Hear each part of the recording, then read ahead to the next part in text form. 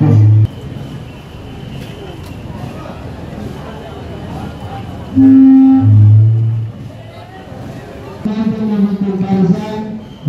para satu gubernur. Kita tetap satu gubernur kawan semua. Pihak keamanan jangan sempat ada menyentuh salah satu anggota kami.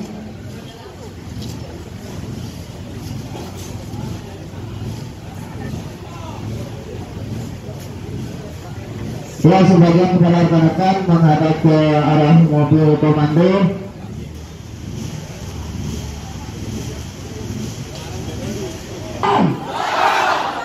Hari ini di sini kita terpanggil untuk aksi, untuk menyuarakan suara tangisan, merupakan agen perubahan yang sebagaimana kita ketahui, PT INM telah memperkosa dunia Aceh.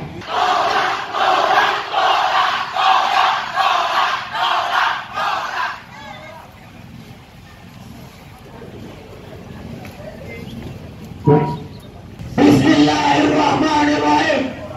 Assalamualaikum warahmatullahi wabarakatuh.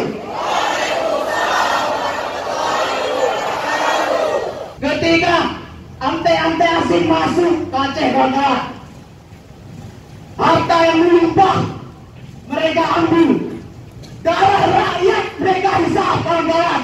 Bagaimana tak bisa mereka, kawan-kawan? Hidup rakyat!